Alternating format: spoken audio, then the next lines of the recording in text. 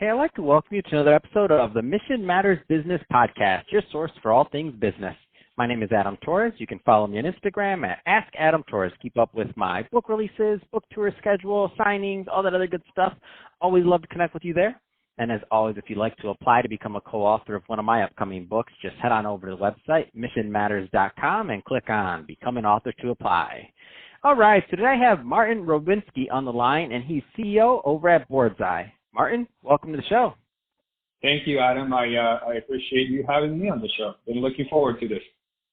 All right, so excited to get into today's topic. So connecting executives with board positions, a lot of business owners, entrepreneurs, executives on the line right now listening, and they're interested in that. I mean, but not everybody knows where to start. So we're going to get into that. But before we do, tell us a little bit more about your company, BoarddsEye, please. Yeah, so BoarddsEye started a couple years ago. It actually started a little bit before that, but it took some time to build the basics of it, which is a very simple platform that allows executives to basically see what board positions we have available for them. Once we had that, we started building the network, and it works two ways. This is a win-win situation. So obviously, we're finding companies, everything from private, from startups to as big as public companies. It's not geo-located just in the U.S. We do find other companies as well that are in need of help. But it's a win for them by us helping them find an executive. And obviously, it's a win for the executive because they're looking to expand and widen their horizons and go into board positions, whether it's from a maturity level or maybe they have done something great and now they're ready to help other companies do the same. So we really find ourselves in a great position and in a way that we can speed up the process, which on average can take 2 years for an executive to kind of get into that role and attempting to network themselves, and we can take that process and speed it up for them and put them in front of some opportunities that can be very beneficial. Man, what a great idea. I love it, and it makes so much sense. So let's just dive into today's topic. I mean, that's why I wanted you on the show to talk about this today, because you're the guy. Connecting executives with board positions. Where do you want to start with this one? So the business started out really simple, exactly what you just said. We are in a position where we can actually connect executives with a board position as a board member or sometimes as a board of advisors. So both are extremely beneficial to companies. We find ourselves in being in a disruptive space since we are speeding up that process. So it's been great, and now we're kind of growing into other things as well. What are some of the things that, and I know this is going to vary from company to company, obviously size of company, demographic, industry, all that kind of stuff, but I know certain themes tend to arise. So that being said, what are some of the things that companies are often looking for when it comes to selecting their board members? So I know there's some people listening right now that have interest and they're like, are they the right fit? Yeah, so it does. It's we're not niche in any one industry. So depending on the industry, it's really going to vary. But I would say the overall theme always, or the biggest person that they're always seeking is somebody that's driven for growth, been there, done that, and has a great strategy of how to accomplish it.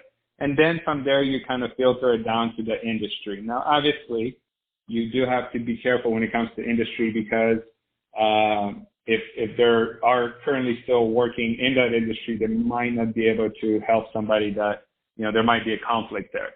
But you'd be surprised how many times you can cross over certain industries that you would never imagine would be helpful. So, and we've been able to do that, and we've actually given businesses ideas how to bring on from an industry that they didn't even think about, and all of a sudden their business not only grows in their industry, but now they're also looking at growth and expanding into other areas as well. So it's been pretty interesting.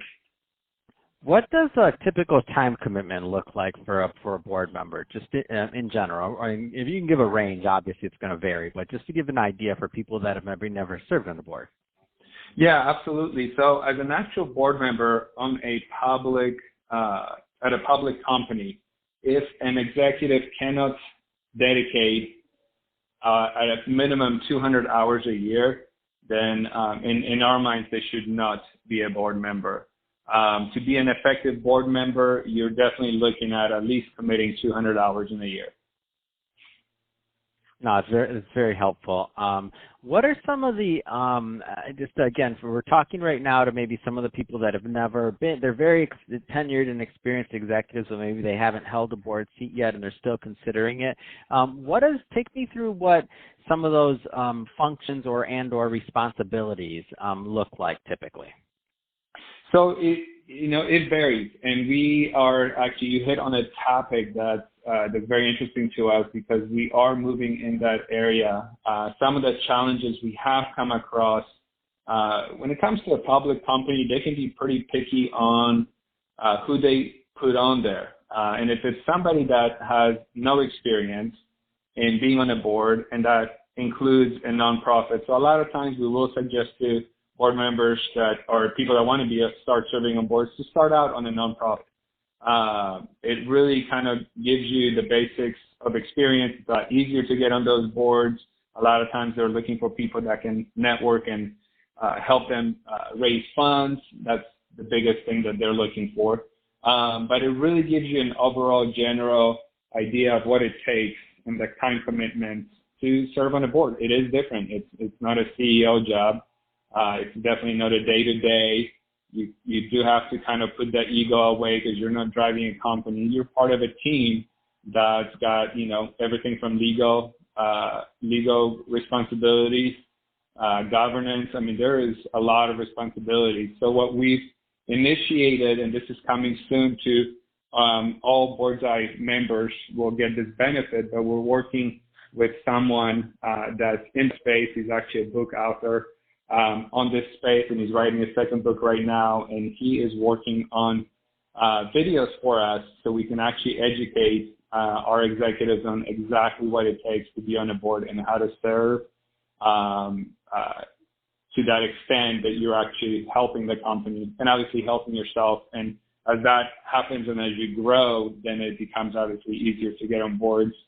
So a lot of times we'll either start them on a nonprofit or that's exactly where advisors, putting them on a board of advisors is very helpful because you don't have a lot of the legal governance or any of that stuff, but you're just serving as an advisor. And that is a great start to really come in as a third party into a company and help out and have that meeting.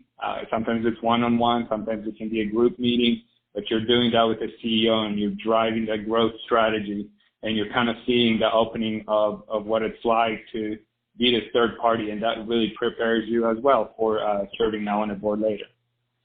Man, that's awesome. All great info today, Martin. So that being said, if somebody's listening to this and they want more information on BoardsEye or connecting with you and your team, I mean, what's the best way for them to reach out and get more info? So the best way is simply go to our website, boardseye.com, BOARDSI.com. There are many opportunities on the page to click on schedule an appointment. And best thing you can do is just schedule an appointment with one of our representatives. They'll go over, it's about a 20-minute phone call. They'll give you more details than what I just gave you. You can ask them any question. They'll give you any answer that is appropriate, obviously not any answer. But a Q&A is great with them to get an understanding. Once you go through that, if it's something you like, you will be added into our network. From there, we just to kind of give you the steps, they go on to scheduling an onboarding call with our onboarding specialist that will get really deep into your profile. From there, we basically we'll get you the credentials to our platform and get working with you. And it is a process. We, after you even get on the platform, you will see what's on there right now available to apply to. If people don't see exactly what they're looking for, I will say right now, don't get discouraged because there are many steps in our program, and we actually have companies that we're talking to daily, and we might not have the executive that they're looking for. and we're always obviously adding executives just like we're always adding companies, and that match might happen in a month or two. So it is a growing network on both sides as far as adding executives and as far as adding companies. So the timing, you just never know when it's perfect. Fantastic. Well, Martin, really appreciate you coming on the show today and sharing more about what we need to know about board positions for executives and securing those. And to the audience, as always, thank you for tuning in. Hope you got a lot of value out of this. If you did, don't forget to subscribe to the podcast, leave me a review on the Apple iTunes Store, and if you're watching this on our YouTube channel, Mission Matters Business, definitely give us a subscribe there, but also leave us some comments on the video. Love to know what kind of projects and things that you're working on. And Martin, thanks again for coming on the show. Thank you, Adam. I appreciate it.